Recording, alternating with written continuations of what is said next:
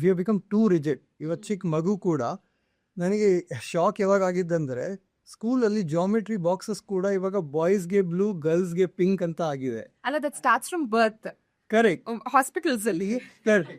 So the way we are dividing this is very stupid. Plants only there is so much variety, and how can we believe that God did not make variety in humans? We have restricted everyone the way we wear dresses. So even for girls, I mean, at least women today can wear both. Like the moment a guy wears a skirt, then it becomes a problem. I mean, if a woman can wear a jeans and skirt, her identity doesn't change.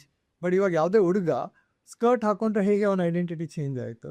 First time ನಿಮಗೆ ನೀವು ಗೆ ಅಂದ್ರೆ ಒಬ್ಬ ಹುಡುಗನನ್ನೇ ಇಷ್ಟಪಡುವಂತ ಹುಡುಗ ಅಂತ ನಿಮಗೆ ಯಾವಾಗ realise ಆಗಿದ್ದು? Okay, so you ಚಿಕ್ಕದವರಿದ್ದಾಗಿಂದ you would see that you are a little different from lot of guys. You would realize that. But the thing is, ನಿಮಗೆ ಅಟ್ರಾಕ್ಷನ್ ಯಾರ ಕಡೆ ಇದೆ ಆ ಕಡೆ ಅಟ್ರಾಕ್ಷನ್ ಇರುತ್ತೆ. ಬಟ್ ಇವೆಂಚುಲಿ ಆ ಟರ್ಮ್ ನಿಮಗೆ ಗೊತ್ತಾಗೋದು when you read or see somebody there. And then you're like, okay, this is my identity and I didn't know the name.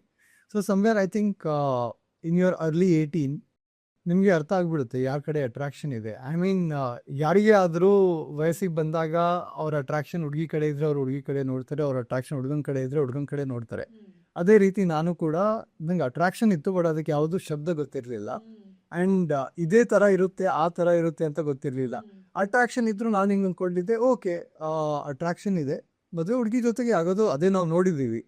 But eventually ಸ್ವಲ್ಪ ಎಜುಕೇಷನ್ ಅವೇರ್ನೆಸ್ ಇನ್ಕ್ರೀಸ್ ಆಗಿ realise ಆಯಿತು, ಇಲ್ಲ ನಿಮ್ಮ ಪ್ರೀತಿ ಯಾರ ಕಡೆ ಇರುತ್ತೆ ಅವ್ರ ಕಡೆ ಅಟ್ರಾಕ್ಷನ್ ಇರುತ್ತೆ ಆ್ಯಂಡ್ ಅದೇ ಥರ ನಿಮ್ಮ ಸಂಸಾರ ನಡೆಯುತ್ತೆ ಅಂತ.